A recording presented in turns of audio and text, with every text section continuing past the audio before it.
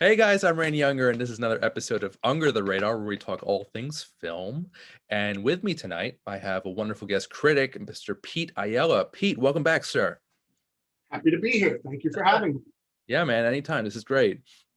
So, what's going on with you? What are your pandemic picks this week? So funny enough, we Amanda and I have been getting back into like watching sitcoms and stuff. Like for me right now, it's all about Falcon and Winter Soldier and kind of going through. I know you and I have been kind of talking about going through Civil War and the old Winter Soldier movie and stuff like that.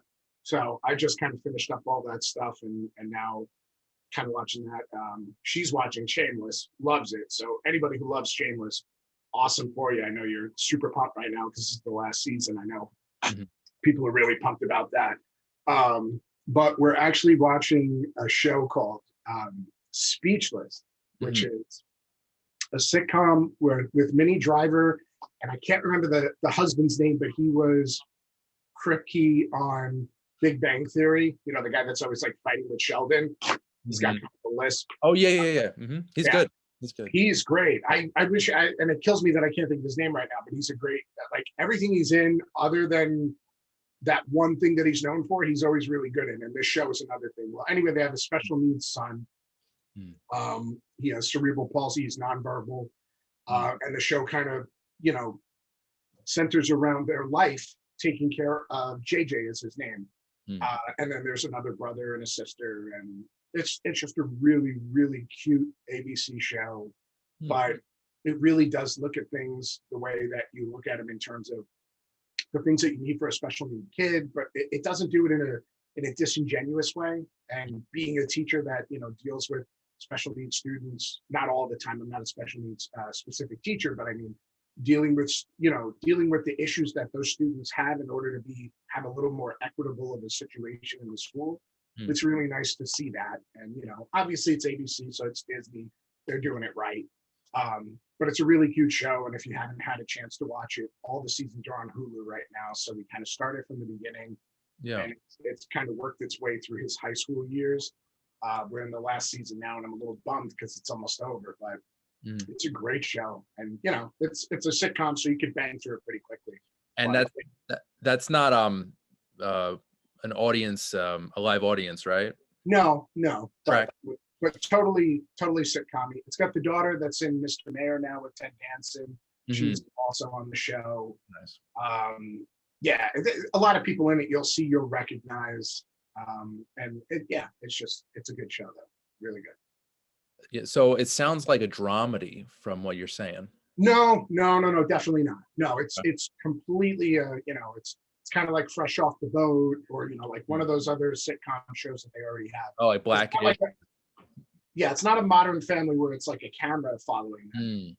But it's it's a sitcom for sure.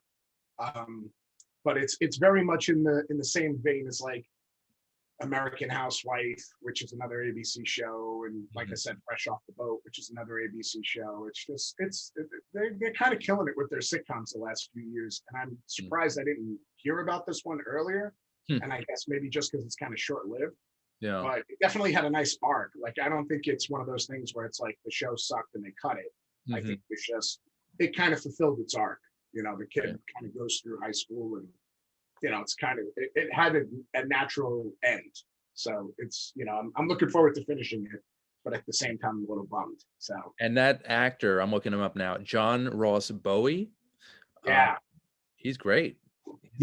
Everything he's in is good, and he's fantastic in this as well. He's playing like this dad trying to kind of hold things together. Minnie Driver is very headstrong. She's all about taking care of her kids, specifically her one special needs son, and making sure that he has everything he needs. So she kind of dominates things, and he's just trying to support her and stuff. And it's a really cute show. He's got an assistant who, once you've seen the actor that plays his assistant, he's also on that the Goldbergs. He works in the furniture store.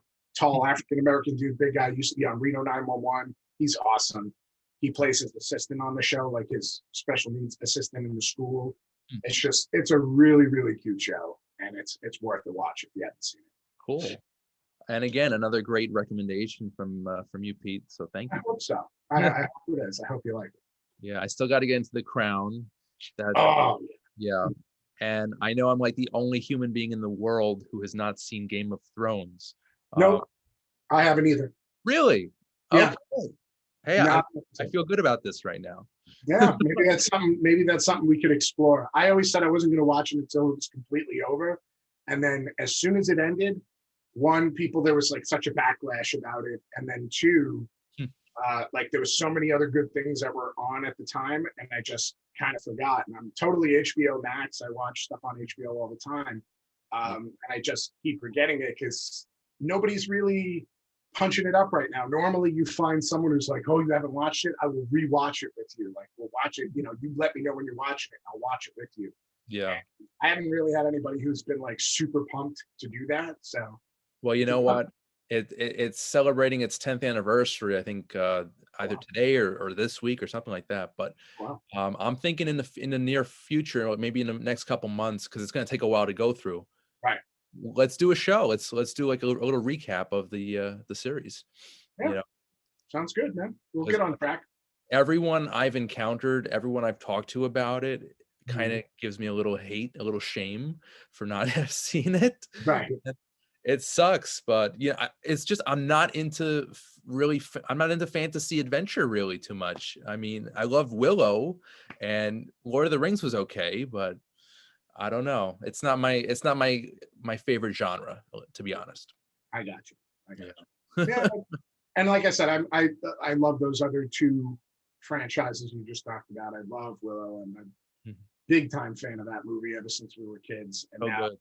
obviously, I love Lord of the Rings. And even though The Hobbit wasn't nearly as good and they kind of stretched it out and overbloated it too much, I still loved that three movies as well. I don't care. Mhm. But Game of Thrones just never really caught my eye. The only thing that I was interested in seeing was I did see a documentary on the guy that plays, I forget what they call it, the Mountain, I think they call him. On the show, there's a character called the Mountain. And Okay. he's this ginormous Norwegian dude, or maybe I'm saying he's Scandinavian of some sort. He Uh-huh. might be Icelandic, I'm not sure. Um, Oh, I and see him. Isn't he like a strong man or something? Like he yeah, does content. yeah, exactly. I watched his documentary, and then I watched that. It was really interesting, and he is married to a tiny woman, and he is so large. So that was like one of the things that kind of like took us back. But it's a really Gregor. cool story about him. So Yeah. I wouldn't mind watching it even just to kind of support him. I thought his story of becoming strongman and then getting picked up for GOT was pretty cool. So Gregor Clegane. Cleveland, Clegane. yeah, Clegane. yeah, he's Yeah. a monster. Yeah, he's huge. But you know what? For me, I would see Game of Thrones for Charles Dance. I don't know if you know that actor. Um, he's he's a British actor. He's been around a while, and he typically plays villains. He was actually the villain in Golden Child, the Eddie Murphy movie from the Oh, he's in the last Godzilla movie before this one. He's in right, King of, exactly. King of the Monsters. yeah, But and he's actually in The Crown and doesn't play a villain. interesting. I guess not, traditionally, Hmm. but he is excellent on The Crown. Excellent on The Crown. Also, he was the villain in Last Action Hero. Yes, that's right. That's right. So I have a little bias there with him. So I would definitely see Game of Thrones for his performance. Yeah, got it. Awesome, awesome.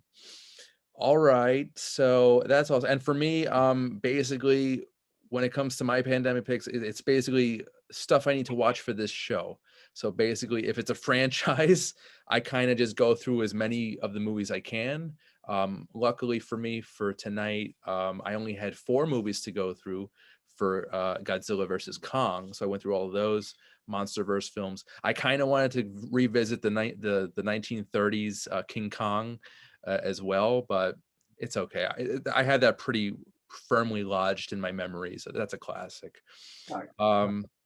But before we get to that stuff, I wanted to just talk about this documentary that came my way. I was very intrigued by it. I love documentaries, and there's so many good ones out there. But this one really caught my eye because it involves 2 things which I love. It involves filmmaking and kids. I love kids, and anytime you see a documentary about kids' education and furthering their pursuit of knowledge and art.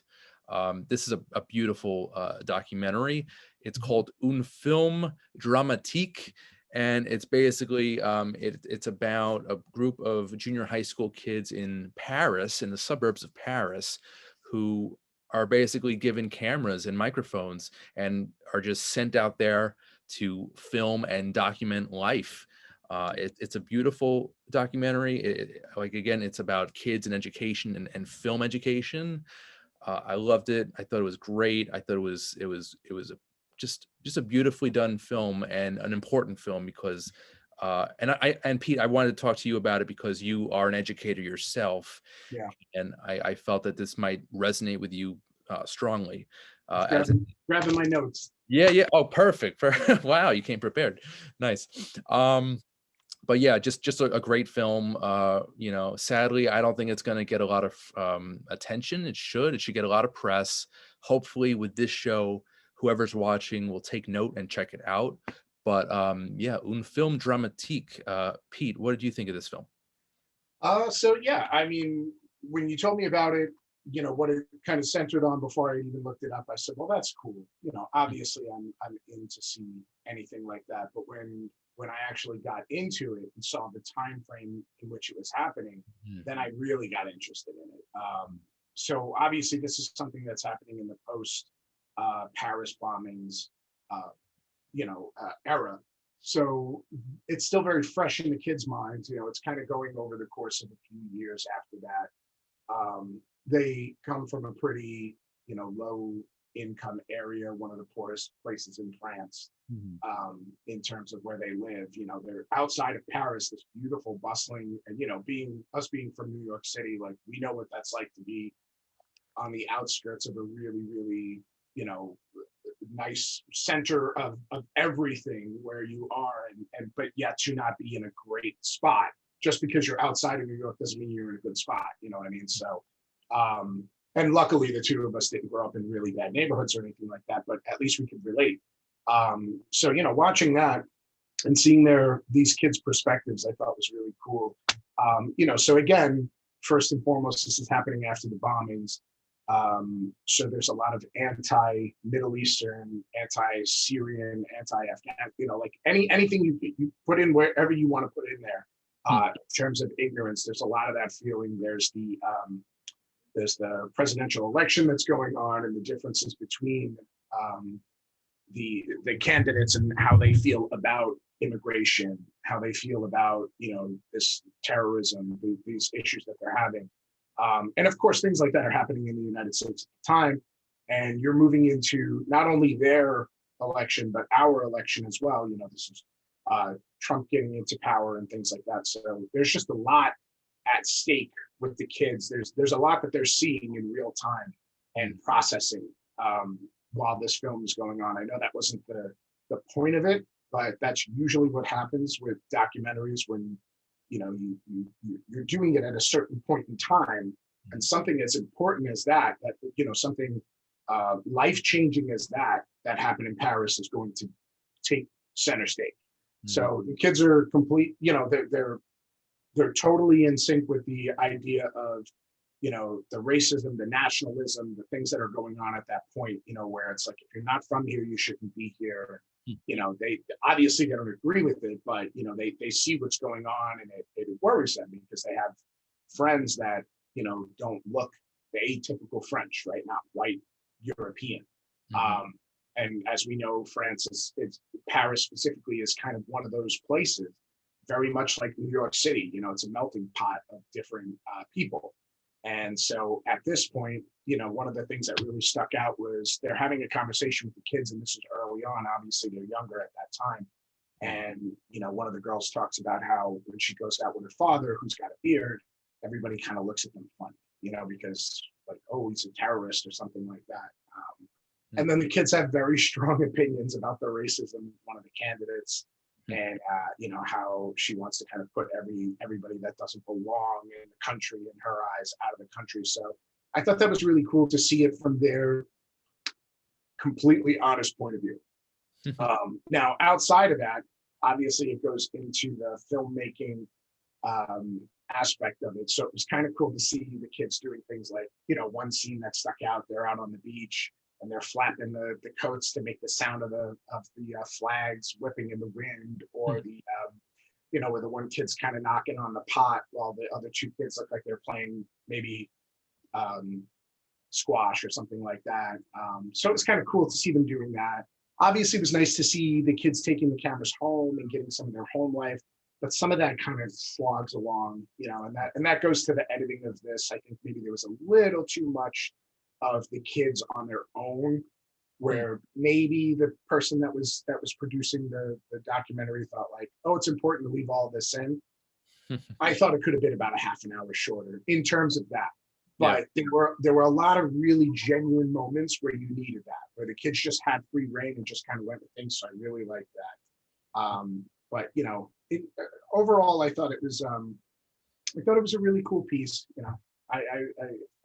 I liked the idea behind it, and I liked everything that it kind of exposed. So yeah, I thought it was really well made. And I should also mention, I should have mentioned this at the beginning, it was actually filmed over the course of 4 years. Yeah. So that type of dedication to the craft and to the evolution of the film is amazing. What comes to mind is the Oscar-winning film Boyhood, which came out a couple years ago, which Richard Linklater knocked it out of the park with that one. Filming, I think he filmed that over maybe 10 years or something. 10 years, yeah. It was 10. So, but any film to just do that, any filmmaker to just be that committed, I think is amazing. And it really benefited this film greatly. Oh yeah, especially seeing the growth of the children and the changing of their attitudes of things, their opinions. I mean, for the most part, it seemed that they all stayed very grounded in the way they felt. They were very, tight knit, and still felt the same way about things. That it's kind of crazy the way adults act about things. It's kind of crazy the way we react to things, and why can't we get along a little bit better? Why can't we find more common ground? But it was nice to see them. First of all, those kids at their youngest were way more sophisticated than I ever was at 12. Like I could have never had a conversation with the depth and complexity of their conversations early on. By the time they're like 15, 16, whatever they are at the end of the film, I'm just like, all right, I get it. You guys are smarter than me. It's I mean, these kids really delve into some really philosophical stuff. Like they have some debates about the origin of being, of self. There's one, sound versus noise. What is the difference? And also immigration. So these kids, they are eons above what I was back then at 12 years old, unfortunately. I mean, they're French. I got to give it to them. They're French. This is a country where you would expect, or at least I would expect, nothing less. Being overseas in the military and meeting people from different countries, especially those in the Middle East, and dealing with military forces from other countries. So I dealt with some English, some French, and stuff, and I would always just feel like, wow, we do not know what we're talking about. We need to stop. Like, me and my guys, we just, I always felt so out of place. Like they knew so much about our country, we didn't know about theirs. And I always try to at least be open to it. It's like, I would come into the conversation like, listen, I'm an idiot, tell me whatever you want to tell me, because I would love to learn. And it seems like these kids, from an early age, it shows that they have a very strong thirst for knowledge. So, when you said that about the kids, and their kind of journey for that knowledge, and their thirst, and their desire to kind of expand themselves on an artistic level as well. I mean, you can't do that. You can't have that kind of creativity if you're not asking questions. And these kids are asking questions and answering each other too, and trying to make the best or the most sense from just what's going on in their, in their little bubble. Their little area of the outskirts of Paris. So no, it's very cool. Very cool. So as an educator yourself, what is the difference like? I mean, have you ever thought about teaching in a European country yourself? Well, it's funny you said that. So I have a couple of friends, colleagues, even a couple of family members that have taught overseas and things like that. Mostly for like government, like going to teach American students in another country or something like that, where kids are stationed abroad with their families. But I've never really wanted to teach outside of the country as much as I want to learn outside of the country. Now, I know you can do that. Like, I know I could go somewhere and learn as an educator somewhere else and also teach while I'm there. But for me, I'm very selfish when it comes to that. Like, I just want to learn. Like, I just want you to tell me, or I want you to show me. I don't want to try to impart. I always kind of felt like if you want to learn my stuff, you would come to me. But I'm coming to you because I want to learn your stuff. That doesn't mean I wouldn't do it. It just means that, again, I love that aspect of learning about something else when you go somewhere. However, if the tables are turned, students coming from overseas that want to learn and, want to be here to learn, I would love to have that opportunity to do it because I would love to envelop them in my culture as well. And again, it's not even a nationalistic pride thing. It's just more of I would want to kind of pay it forward because when I've been overseas, I've had the opportunity for people to take me under their wing and show me their culture a lot. So I would love to be able to do that for someone else when they come over here. But yeah, it wouldn't be outside of the realm of possibility. I don't see it as being something I would like. I would say it's a passion, but if the opportunity arose and we were in the right situation, oh yeah, I would be honored to be even asked. Cool. Yeah. All right. Yeah, very cool. So this film is terrific. I love, a good documentary, and this really hit all the notes perfectly. I'd have to recommend this to pretty much everybody, especially educators, especially those with kids who just want to expose their kids to a better form of education. And I think film is an art form that is kind of lost on today's youth. I was lucky enough to be exposed to film and filmmaking in high school, but I've been a student of film all my life. But a formal education began in high school. I think that's a perfect time in which children, young people, should be exposed to that education, if not sooner. Un film dramatique definitely exposes them sooner. I think they're about 12 years old in this film, and yeah, just the younger the better. Just expose it to them, because it's such a wonderful art form, and it can tell great stories, both fiction and nonfiction. So yeah, again, this film is terrific. I highly recommend it. Pete, When you said, obviously I highly recommend it, but when you said that point, where the kid talks about film could be about anything, I thought that was, like he gives you some examples. So he's kind of like, he's got so much charisma. I love that kid, right? Like he's just like, I could have listened to him even when he was kind of being ridiculous and trying to talk over the other kids and things like that. I could have listened to that kid talk all day. Yeah. If you watch the documentary, you're going to know who we're talking about right off the bat. Yep. Steals the show. Yeah, he really does. But, the idea that unfortunately, like AV programs and stuff like that aren't as big as they used to be, where it used to just kind of be commonplace. You had kids that dealt with film and dealt with the, maybe doing the local news for the school, stuff like that. To not have that kind of exposure is a shame. When you get into schools and you see that that's not happening, that's, that kind of kills it, because that brings out a lot in kids that would normally bring that to the forefront. As a matter of fact, it's nice because it kind of ties back to Speechless, because the kid in Speechless, the special needs kid, he's a film buff. That's all he wants to do. In this last season, he's talking about moving to NYU to go to film school. And it's a huge thing. And he makes a couple of films on the show, some short films and stuff along the way. So, it's cool to see him bring other kids together that would normally do stuff like that. And that's kind of what this is. You know what I mean? It's all of the kids kind of buying in on an idea, like, let's give it a shot, and who knows, because of that exposure, what those kids could end up doing later on in life. You know what I mean? That's what I like to think about. The little things that you do now with those kids, as you said, when they're young and they can suck it all up, their brain is just a sponge. Because it is. You and I cannot learn the way kids can learn. We just can't. We never will be able to again. So the more you can expose your kids to when they're younger, and that doesn't mean overexpose them and do too many things with them. It just means let them get a taste of everything, because you never know what could end up being their passion. You never know if somebody didn't give you that chance, would this passion still be in you now? You know what I mean? So it's a good lesson to take with you. Expose your kids to different things, allow them to see that, and show them this, to show them that kids left to their own devices can do really creative and cool things. Now, Pete, have you taught film or any arts related topics with your kids? No, specifically, well, I shouldn't say no art. I mean, I am an English teacher by trade, so literature is a big part of what I do. Now I teach technology education, so I do a little bit more with that, with that industrial arts Okay.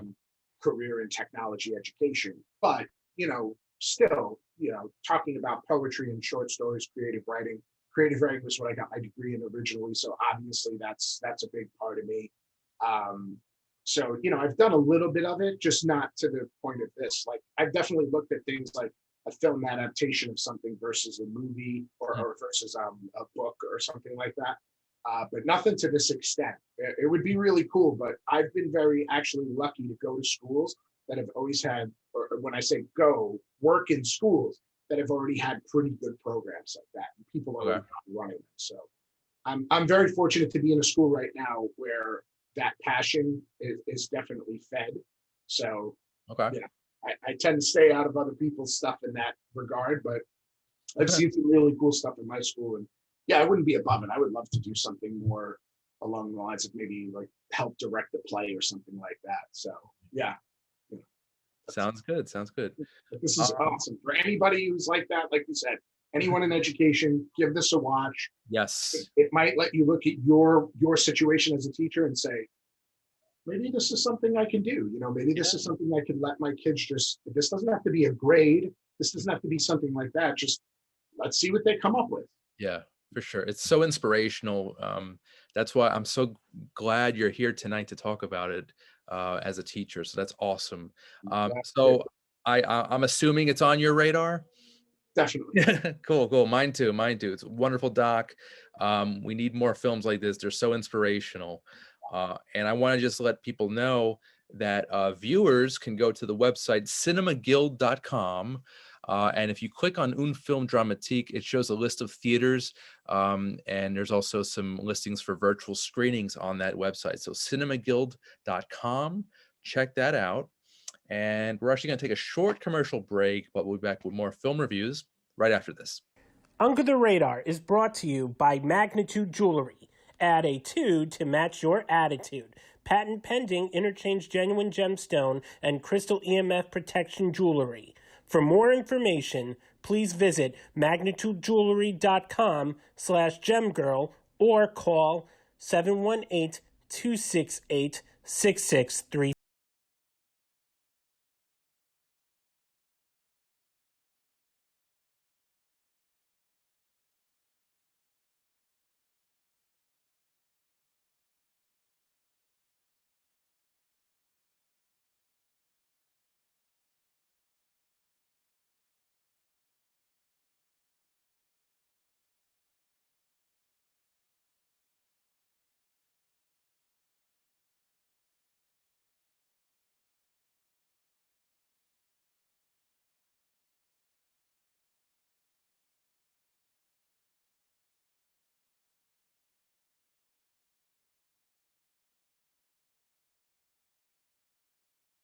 Radar, and we're halfway through, guys.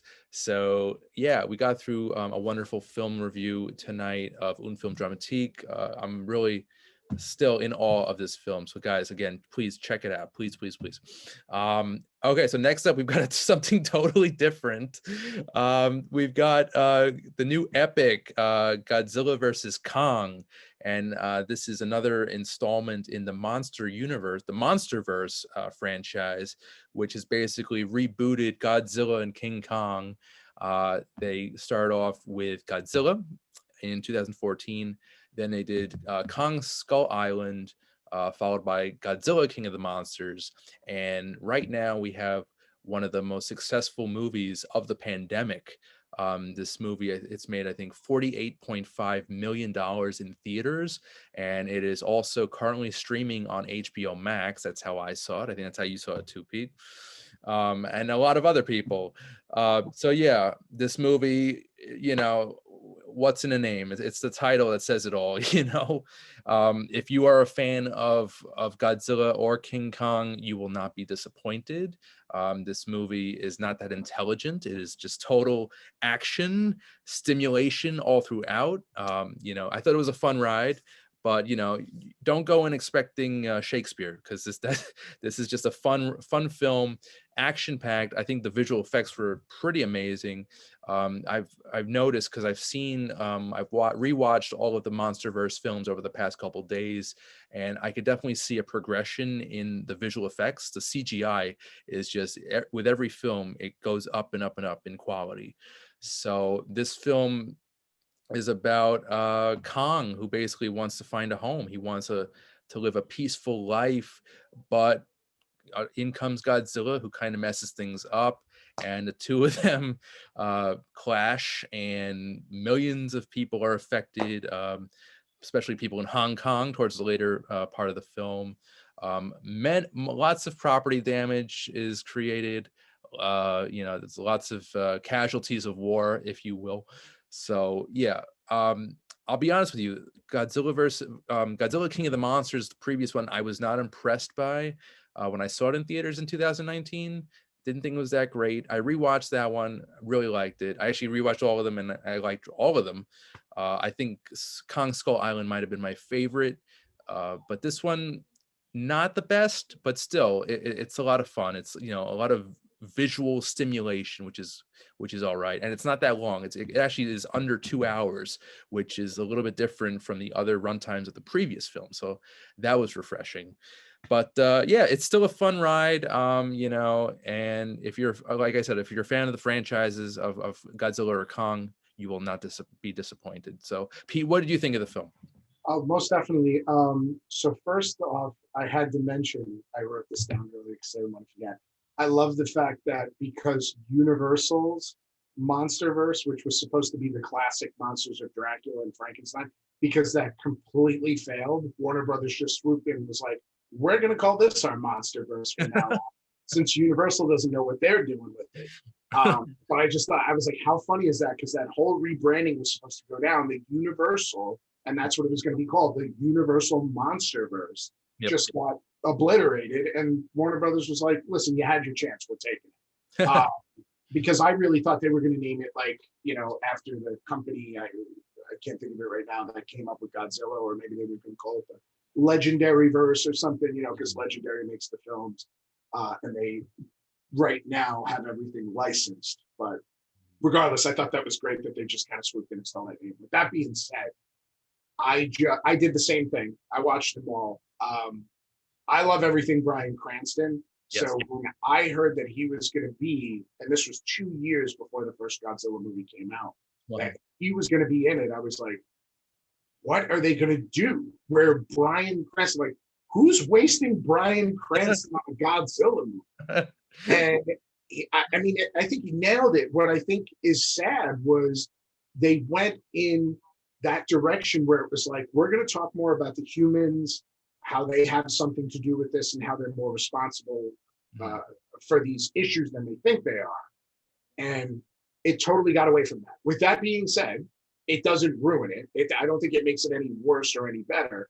I would have liked to see it. It's kind of like that whole Zack Snyder thing, and then like it kind of gets away from him with Justice League, and we have to come back. Like, I would have liked to see if they kept that tone from the very beginning, because that first movie is no joke. Like, the first Godzilla is super serious. Like, they're not trying to make any bones about anything. There's no joking. There's no messing around. It's pretty much from front to back. It's a scary situation for everybody, and they don't know how to deal with it. Right. Now, moving on, we get into Kong Skull Island, which is so much fun. Even though, again, it starts with a more a serious tone, but you could definitely see that when they went from the first Godzilla to Skull Island, there was a humongous change in the tone. Like, they were like, okay, we got to make this more accessible. Too many people were saying it was too much human-based stuff, too serious, yada yada yada. So they made that change, and I think Skull Island did it perfectly, bringing in John C. Riley, you know, and all these different people, all these different characters. Tom Hiddleston. Yeah, Tom Hiddleston. Right. Hiddleston's great. You know, everybody in it is great. Like I just finished watching it again, and I forgot. Like again, it's a big time movie, you know, and it is what it is. And then King of the Monsters, unfortunately, the story just gets too far away. Like they went so left turn from the first Godzilla's tone. You could have taken King Kong out and said, but that's its own thing for right now, right? So if you're just looking at it in the lens of first Godzilla, second Godzilla, I mean, it's night and day. Like the second one is ridiculous. Like in terms of the story and the characters, like you didn't need any of them. All we wanted to see was Ghidorah and Godzilla, and then when you brought all the other Titans up, like that was great too. I'll tell you, the only thing that really kept me interested in the previous installment, King of the Monsters, was Millie Bobby Brown. She's such a great actress. I mean, she's great, but yeah, but as good as she can be in whatever she's doing, you still got to have like more of a premise. Like I don't know, like this wasn't Stranger Things. You can't just give this. You can't give this poor girl like you know a horrible, or at least I thought it was not a well written script, and then expect her to do wonders. It was really it was the stuff with Kyle Chandler, her father, in the film. That was like the only thing that was like keeping that dramatic story together. Everything was just special effects and spectacle. Right. And I love him. Like he's great. Friday Night Lights, he's awesome. You remember Early Edition? Yeah, no, but you know, and it would just sucked because I was like, you brought more serious actors in to do kind of what you did in the first one. Right. Of course, they killed Bryan Cranston. Spoiler alert: they killed Bryan Cranston off before the movie. I'm sorry if you haven't seen it after 7 years. You know, he doesn't make it through, and you know his impact was really good for the time he was in it. That the opening scene with him losing his wife, and I mean, it was like, you know, heartbreaking stuff. And then they kind of tried to do that, but then they got a little too jokey with things, like you know. Yeah, they dropped the ball. They dropped the ball. Yeah, you know, but still, seeing the monsters, you know, seeing Mothra brought together like that. So now move on to this next one where it's like, well, you know what to expect now, right? Like we're not going to give you some great story. You know, the adults are going to have, or the humans are going to have a very limited part in it. We're going to give them enough to kind of keep the story moving, but they're not really a big plot point. It's more about Godzilla and King Kong. And I think they nailed it this time. You know, I thought. You know what? It's a classic example of like movies that are, you know, they're promoted as these big monster epics, but they focus on the human element. One film that pops to mind, that comes to mind, is Cloverfield, which was amazing, you know, but it was about a monster attacking, but it was more about the human drama, you know, which is really what we go to see. And like a lot of TV shows are the same way, you know, but this film, that's the difference. I'm glad you brought that up because I was going to bring up Cloverfield. They've done, you know, JJ and everybody else who's had a part of that. They've built a bigger universe, and it's unfortunate to see that they've kind of abandoned it for a while. Yeah. But they built this universe, and again, there's John Goodman, who was in Skull Island. He's great in 10 Cloverfield. And you have these three completely different stories that all just take place in that same universe. But you can have certain ones like 10 Cloverfield is nothing but the human element. Has nothing to do with the aliens outside, has nothing to do with what's going on. You have the first movie, which is a giant monster and then little monsters falling off of it. Oh my God. But it's mostly the humans running around. And then the next one is this ridiculous sci-fi, has nothing to do with anything, but it has a tie-in at the end with the big monster. Right. I feel like you could have done that more with these movies if you wanted to, but I think what happened was Warner Brothers was just like, let's just give the people what they want. And what they want is to see these two go at it. We're going to bring some, which is not a spoiler. You see him in the last trailer. Mechagodzilla is coming in. Yeah. So it's like you have this big epic battle. You have the battle everybody wants to see. True. And I think, like you said, with the effects, they killed it. That going to the center of the earth, you know, the gravity, all that. I thought it was amazing. I thought it was amazing. if they did a movie just about like going to the center of the earth or whatever, I think that would have been so much more interesting. Dude, like You know? that's all I kept thinking because I was thinking about it from when we were kids, the journey to the center of the earth. Yes. And I Great. always wanted to see that done. And they've done it, they've redone it, but they've not done it now and Uh-huh. more seriously. I feel like somebody could kill it right now. Yeah. So you're not a fan of Brendan Fraser's deep dive into the Only because deep dive, only because it's just such a joke, right? Like it's funny. It's a family, it's kind of family friendly. It's not.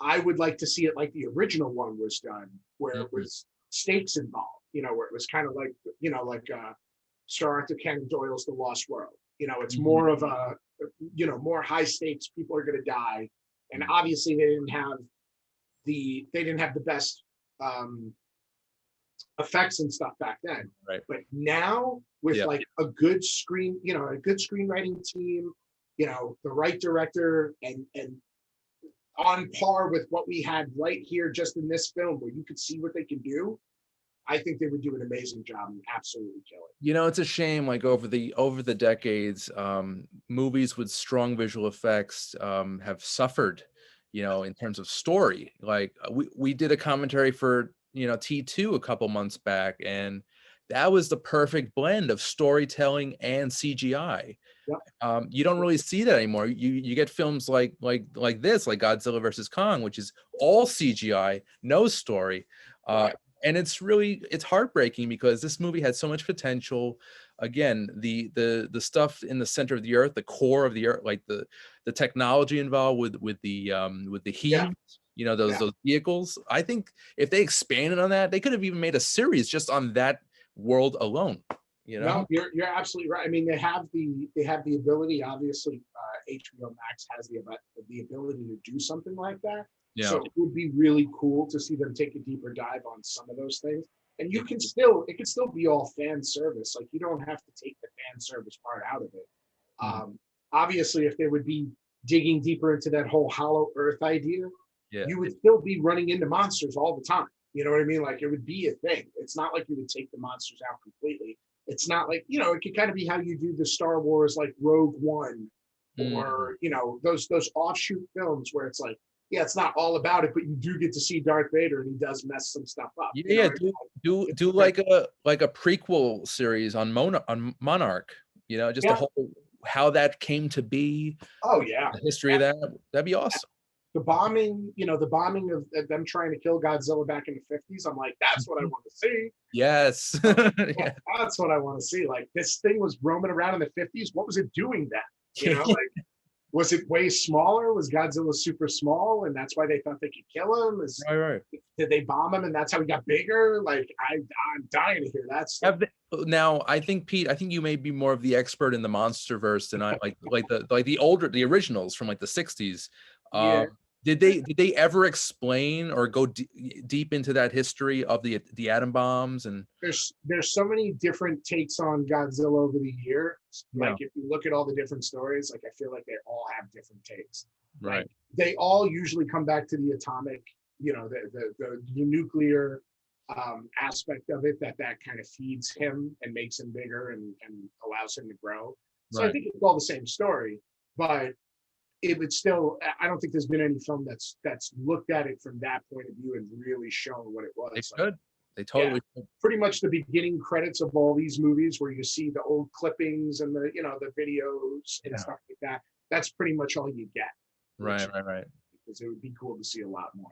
I honestly don't know why the producers have not decided to go ahead with a movie like a prequel or a series like that. That'd be so good. Who knows what's in the works? I mean, Yeah. I think now that you've had this merger with the HBO Max, Warner Brothers and all of this kind of coming together, and the fact that you could do so much more with streaming now, and people look at it as a viable thing, not just movies, but having these series. Like I can't tell you. I think the one thing that I've been looking forward to the most this year is the Loki series that's going to come out on Disney Plus. One, because I think we're both huge Hiddleston fans. Definitely. But two, because I just think to see a deeper delving into that character, because he built that character from nothing. You know, he could have been a one-dimensional, one movie character, and he turned him into a franchise. You know what I mean? So maybe even more so than WandaVision or Falcon and Winter Soldier. Like those have story arcs. Loki, you don't even have to know what the story is about. You're like, I want to see it. I don't care. I just want to see it because he's like that intoxicating. What is he gonna do next? I want to see what this character is gonna do. That's it. Like That's it. You've seen him do everything from being good to bad. You know, he's the hero, the anti-hero, he's the bad guy. He's done everything, and yet we still want more of him. So right. When you look at something like that and take it into here, where they're saying we're building this monsterverse, well, you know, you kind of dropped the ball in the DC area, and it's coming back, but you dropped it, right? Why not try to do that now, where you could back up the science and the background stories, go back 50 years, go back 100 years, whatever you want to do. You could do some really cool stuff with this. So I hope that's what their plans are. I don't know what their plans are, but one can hope. We'll see. Fingers crossed we'll get some quality stuff in the future. But we already have gotten quality stuff, so it'll get higher. Well, you know, there's level. This isn't in any way to discount what they've done. I think what they've been trying to do is seeing what works. And I think they're seeing that. Like I said, the first movie, I kind of would have liked to see where that tone went. But once they switched it, I was like, okay, but just then let's go full tilt like a Peterbilt this way. You know, don't keep jumping back. If they go back to the Skull Island kind of style, I would not be disappointed. I think I think there's more to that too. Like obviously if you want to look at his parents, because they talk about it, but they don't really go back to it. It looks like, you know, not to give any of this film away if you haven't seen it, but obviously they're going to touch on things like his history in this newer film. But you know, how much of that history are they going to give us? Is there going to be enough left over to maybe substantiate doing a whole nother film about it? I think so. You know, I think the possibilities are endless, and when you have the budget that these guys have, and you have these teams that you could put together for screenwriting and stuff, I think they could do a lot better. So we'll see. I mean, and you know what, I wanted to mention this earlier as well. This movie, it seems to be marketed mostly towards kids and teenagers, because of this, you know, that it's almost like a WrestleMania type of match, you know. Which is kind of I don't necessarily like that idea. I like that. I think it should be for anybody that I think it should be for anybody who loved this as a kid versus who loves it now. I mean, you said, you know, when we were younger, you know, people were more into the old Toyo films, you know, the old the Japanese company that kind of owns all of them. I think I might be saying that name wrong, but I can't think of the name specifically. But the company that owns all the licenses on all these monsters back in Japan, I always loved those movies. And then they made that god awful thing in '97 or '98. The Matthew Broderick one. Yeah. You know, I'm not against. I kind of liked it, to be honest with you. I wasn't against it after they came out and they said that he's a different character. So if you look, they've kind of retconned that Godzilla and changed him to not being Godzilla. It was a year after the Lost World Jurassic Park, so they were kind of riding on the coattails of that. Yeah, except they did not have anywhere near the CG budget or anything like that. Because now you're going. I think there were some good action sequences in there. I think there were good ones, but when you look at, if you go back and watch, not even Lost World, watch Jurassic Park, and then watch that Godzilla, and it's mind-blowing how much better the effects are in Jurassic Park than they are in Godzilla. Like they dropped the ball on some of the bigger scenes. They really, you know, like some of the lighting and the just certain things certain decisions they made, especially the night shots. But anyway, I hear you. If you want to see quality Godzilla, go back to the 60s, check those films out. If you want to see quality King Kong, go back to the 30s, because it doesn't get any better than that. And let's not leave out Peter Jackson's. I thought his King Kong was a great throwback, a nostalgic kind of a halfway in between thing. But you know what? You mentioned with the earlier film we mentioned, Un Film Dramatique, how the runtime could have been a little shorter. I think 2005's King Kong could have been like an hour and a half shorter. It Oh was yeah, like 3 hours long. almost. But that was like Peter Jackson's signature, right? It's like, if I Right. make a movie, it's going to be long as hell. Yeah. So yeah, I no, that was an unfortunate part. I have a funny story. I remember seeing that in theaters, and my friend gave me a bit of popcorn during the movie, and I didn't have a drink, and I didn't want to leave the theater because I wanted to see what was going to happen in the movie. And I was so thirsty throughout the rest of the movie, so it was really Oh, ridiculous. yeah, you thought you had some relief coming along and didn't realize Right. it. Two Um, hour, 50-minute movie. that movie is nuts, especially the giant bug scene. That Yeah, was that was pretty good. That was good, and yeah. the stuff on the Empire State Building was a great reimagining of the original film. Even So, the whole scene with them in Central Park and they're on the ice, like there oh was yeah, some really they took some really good shots with that, which is, again, what this movie reminds me of is the shots that they took some time with, Kong running through the center of the earth when he gets there and he starts running because he's kind of, he has something in mind that he's going after. And yeah, you see him kind of running towards it, like it's not even an attack. It's just him just running and them having to follow him quickly to not lose him. right. I thought I thought it looked great. That was His beautifully done. See, yeah, the movie had beautiful moments like that, but they were and kind of like spread out throughout, and it just there weren't enough. they definitely gave more to King Kong than they do to Godzilla. Yeah, Like Godzilla's had two movies already, so I think they were just like, all right, we're gonna let Kong shine here, which is great, which is exactly what they did. yeah, But the scenes that you're seeing on the commercials and the trailers, like them fighting on an aircraft carrier where the two of them are standing on an aircraft carrier in the commercial, it's everything you want it to be. It's just as good as it. bring your family, bring your kids to these movies because there's not a lot of profanity. Obviously, there's violence, but it's like cartoonish violence. So I would recommend this for the kids, pretty much. Oh, All right. So guys, this is it's Godzilla versus Kong now streaming on HBO Max, also in select theaters. So check that out. And I just want to mention real quick some coming attractions for this week. We've got a horror film called In the Earth, a drama called Monday, an action thriller called Vanquish, and a horror film Jacob's Wife, and also a documentary called Gunda.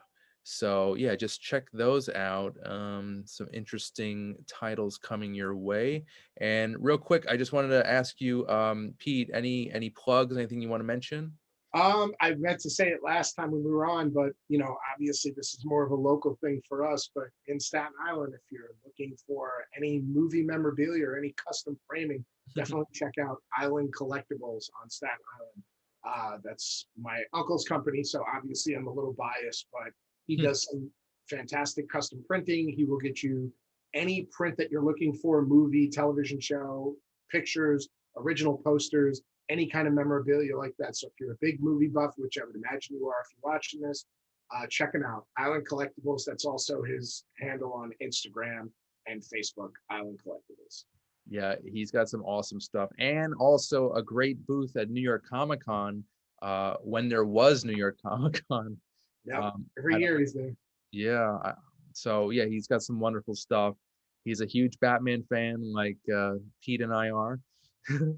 So hopefully we'll have him on the show soon. Yes. Cool. And also, guys, I just wanted to mention again a wonderful, wonderful documentary, Hunger Ward, about starving children in Yemen. Basically, if you want to get involved with this documenting, with this cause, you can go to hungerward.org and click the Get Involved button so you can donate to hospitals in the Yemen area. The film is actually nominated for an Academy Award for Best Documentary Short Subject, and it's also currently in theaters. So check that out as well. And actually, we have about a minute or two left, Pete. Are there any other films or TV shows you're looking forward to? Looking forward to the rest of Falcon and Winter Soldier as it comes out. For anybody who's watching that series right now, there was some awesome Easter eggs in the last episode and a cameo at the end that was pretty awesome that I won't put out there just in case you haven't seen it yet. I know some people are just waiting until it's over to watch it all, but there's some definite comic book fan service going on Like they're definitely bringing some things back from like even the old comics, from the 60s and 70s that I hadn't read until years later, or at least found out the stories about. But there's some really cool stuff going on there. Obviously looking forward to Loki coming out, and no, that's pretty much it. Like I feel like it's all about comic book movies and stuff for me recently. Anything big like this that can take us out of the moment for a little while. But, yeah. I hear you, man. Yeah, Loki's going to be a fun one. And yeah, I've been rewatching all the Captain America films, and I just want to mention how great they are. Yeah, the first one is still my all-time favorite. Yeah. I actually liked Civil War a lot. Oh yeah. Civil War's great. Winter Soldier was pretty strong too. That might have been, but the weakest of the three, in my opinion. Yeah, so it's funny, right? Like most people are either all in that Winter Soldier is the best one, or they feel the other way. Like, nah, that's kind of weak. The first one was real big time, that old school feel, but a big time movie. And then Civil War obviously is that ensemble cast.